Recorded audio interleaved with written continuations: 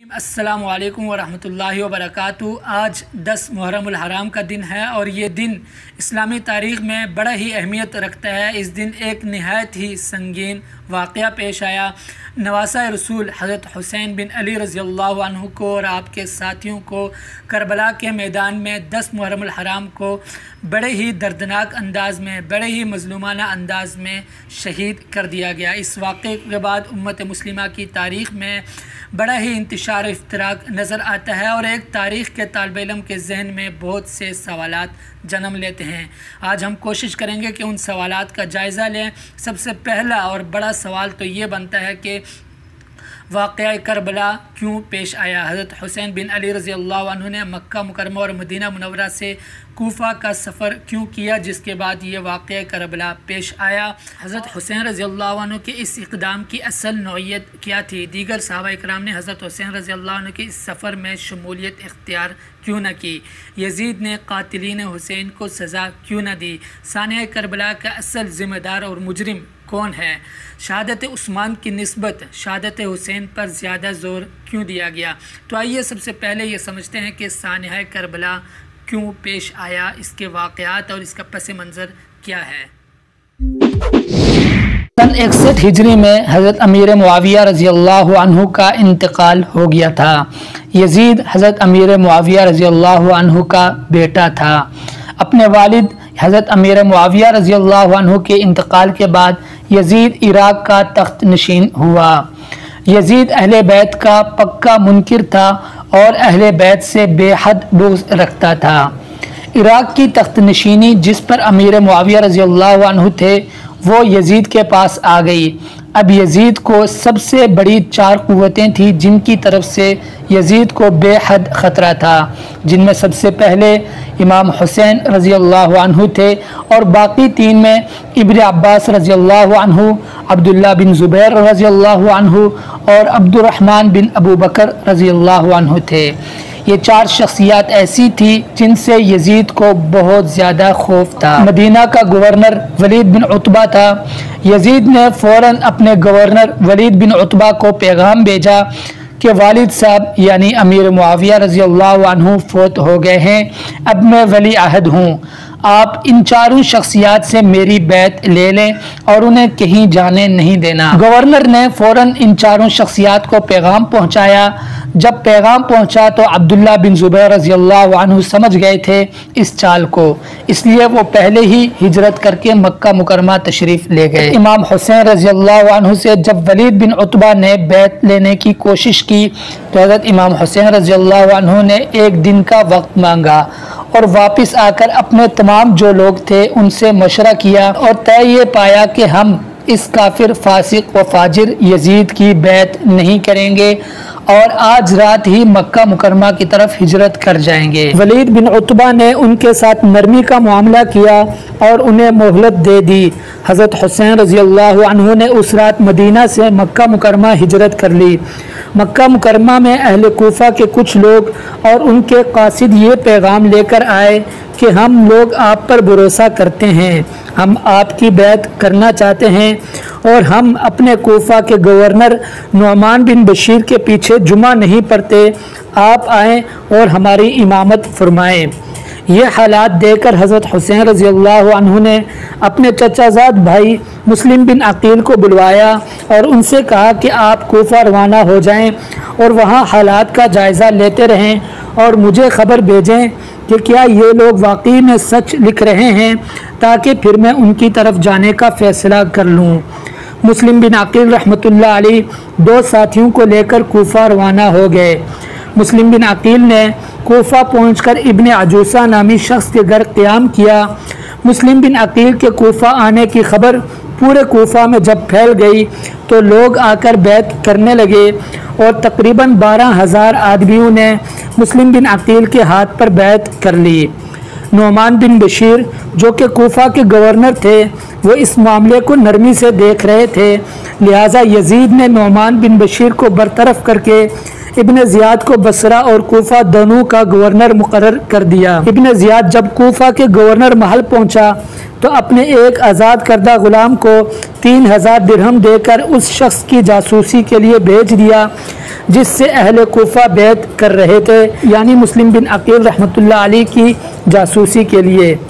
इधर मुस्लिम बिन अकील रहमतुल्लाह अलैह उस घर को छोड़कर हानी बिन उरवा मुरादी के घर चले आए और हज़रत हुसैन रज़ी अल्लाह अन्हु को मक्का मुकरमा में ख़त लिख कर भेज दिया कि 12,000 कूफियों ने बैत कर ली है, आप कोफा ज़रूर तशरीफ़ लाएं। इधर इब्न ज़ियाद ने हानी बिन उरवा मुरादी को तलब कर लिया, जिनके घर में मुस्लिम बिन अकील रहमतुल्लाह अलैह पनाह लिए हुए थे, और उनको कैद कर दिया और उनसे कहा कि तुम्हारा कत्ल अब हलाल हो गया है मुझ पर। मुस्लिम बिन अकील रहमतुल्लाह अलैह को जब ये खबर मिली तो उन्होंने जिहाद का ऐलान कर दिया और 4000 कूफियों का लश्कर लेकर इब्न ज़ियाद का रुख किया। कूफियों के इस लश्कर ने गवर्नर के दरबार पर पहुंचकर मुस्लिम बिन अकील रहमतुल्लाह अलैह का साथ छोड़ दिया और मुस्लिम बिन अकील रहमतुल्लाह अलैह अकेले बच गए और मुस्लिम बिन अकील रहमतुल्लाह अलैह गिरफ्तार हो गए। गिरफ्तारी के मौके पर मुस्लिम बिन अकील रहमतुल्लाह अलैह ने हज़रत हसन रज़ी अल्लाह अन्हु के बरादर निस्बती इब्न अशअस से दरख्वास्त की कि मेरा ये पैगाम हज़रत हुसैन रज़ी अल्लाह अन्हु को पहुँचा देना कि मुस्लिम ने मुझे आपके पास भेजा है, वो गिरफ़्तार हो चुके हैं, वो ये नहीं चाहते कि आप आएँ और कत्ल किए जाएँ। आप अहले बैत को लेकर पलट जाइए, कूफियों के धोखे में ना आएँ। इस पैगाम के बाद इब्न ज़ियाद मुस्लिम बिन अकील रहमतुल्लाह अलैह को कत्ल कर देता है और उनकी लाश को महल की छत पर ले जाकर लोगों के सामने फेंक देता है। हज़रत हुसैन रज़ी अल्लाह अन्हु को कोफा में बुलाने वाला बागियों का ग्रुप था और मुस्लिम बिन अकील रहमतुल्लाह अलैह भी उन बागियों की बातों में आ गए और उन्होंने क़ब्ल अज़ वक्त इक़दाम कर डाला। बागी तो चाहते ही थे कि हज़रत अली रज़ी अल्लाह अन्हु के ख़ानदान से कोई शहीद उन्हें मिले जिसके नाम को लेकर अपनी तहरीक में ज़ोर पैदा करें, इसीलिए वो ऐन मौके पर हज़रत मुस्लिम का साथ छोड़ गए। उधर हज़रत हुसैन रज़ी अल्लाह अन्हु को इस वाक़े की खबर न हुई और उन्होंने इराक़ कोफा की तरफ रवानगी का इरादा कर लिया। हज़रत हुसैन रज़ी अल्लाह अन्हु के मुखलिसीन ने, आपके दोस्तों ने, आपके रिश्तेदारों ने मुखलसाना मशवरे दिए और कोफा ना जाने पर इसरार किया और तमाम ख़तरात व वाक़यात आपके सामने रखे और कहा कि ये लोग आपको धोखा देंगे, आपको जुटलाएंगे, आपकी मुखालफत करेंगे, आपका साथ छोड़ देंगे। जिस पर हज़रत हुसैन रज़ी अल्लाह अन्हु ने जवाब दिया, मैं अल्लाह से खैर का तालिब हूँ और रवानगी का मुसम्मम इरादा कर चुका हूँ। मक्का में ज़ोहर का वक्त हो गया था। आपने काबे का तवाफ़ किया, सफ़ा व मरवा की साई की, बाल कतरवाए और उम्रे का एहराम खोलकर आप कोफा की जानिब रवाना हो गए। रास्ते में भी आपको जिन जिन लोगों से मुलाकात हुई उन्होंने आपको कोफा जाने से रोका और कहा कि वहाँ लोगों के दिल आपके साथ हैं लेकिन तलवारें बनु उमैया के साथ हैं। इधर मरवान बिन हकम ने भी इब्न ज़ियाद को ख़त लिख डाला कि हुसैन बिन अली आपकी तरफ आ रहे हैं, वो सैयदा फ़ातिमा रज़ी अल्लाह अन्हा के बेटे हैं जो कि रसूलुल्लाह सल्लल्लाहु अलैहि वसल्लम की साहबजादी हैं। हुसैन से ज़्यादा कोई शख्स भी हमें महबूब नहीं है। ख़बरदार, ग़ैज़ व ग़ज़ब में आकर कोई ऐसा फ़ेल न कर बैठना जिसका मदावा न हो सके और आम लोग रहती दुनिया तक उसे बुला न सकें। हज़रत हुसैन रज़ी अल्लाह अन्हु अब अपने सफ़र कोफा की जानिब बदस्तूर जारी रखे हुए थे। दूसरी तरफ इब्न ज़ियाद ने आपके भेजे गए कासिदों को गिरफ़्तार करके कत्ल कर दिया था और आप मकाम रमला से आगे बढ़े तो मुस्लिम बिन अशअस के कत्ल की खबर आपको पहुंच गई और आप सफ़र कोफा के बारे में मुतरद्दिद हो गए। लेकिन मुस्लिम बिन अकील के भाइयों ने अपने भाई के इंतकाम की खातिर आपको आगे बढ़ने पर ज़ोर दे दिया। चुनाचे आपने ऐलान किया कि जो लोग मेरे साथ आए हैं अगर वापस जाना चाहते हैं तो इजाज़त है। चुनाचे सवाए चंद जानिसारों के जो मदीना मुनव्वरा से आपके साथ आए थे वो बाकी रह गए। इधर इब्न ज़ियाद ने हुर बिन यजीद तमीमी को आपको गिरफ़्तार करने के लिए भेजा। चुनाचे वो आपको अपने साथ करबला के मुकाम पर ले आया। کربلا کے مقام پر حضرت حسین رضی اللہ عنہ کو یزید کی بیعت کرنے پر مجبور کیے جانے لگا اور آپ پر پانی بھی بند کر دیا گیا کہ اگر یزید کے ہاتھ پر بیعت نہ کی تو دوسری طرف جنگ ہے۔ حضرت حسین رضی اللہ عنہ نے ان کے سامنے بھی 3 آپشنز رکھ دیے کہ یا تو مجھے چھوڑ دو، جہاں سے میں آیا ہوں واپس چلے جاؤں گا، یا خود مجھے یزید کے پاس جانے دیا جائے، یا پھر مجھے اسلامی سرحد کے پار چھوڑ دو کہ بجائے میں کسی مسلمان کے خون سے ہاتھ رنگوں، کفار سے لڑتا لڑتا اپنا خون بہا دوں گا۔ لیکن تمام مذاکرات ناکام ہوئے اور حضرت حسین رضی اللہ عنہ نے حق پر کٹ جانے کو ترجیح دی۔ اس کے بعد شخصی مبارزت کا آغاز ہوا جس میں اہل بیت کا پلہ بھاری رہا۔ یہ دیکھ کر ابن سعد نے عام حملے کا حکم دے دیا۔ حضرت حسین رضی اللہ عنہ کے ساتھیوں کا ایک ایک کر کے میدان کربلا میں خون گرتا گیا، لیکن میدان جنگ سے منہ نہ پھیرا۔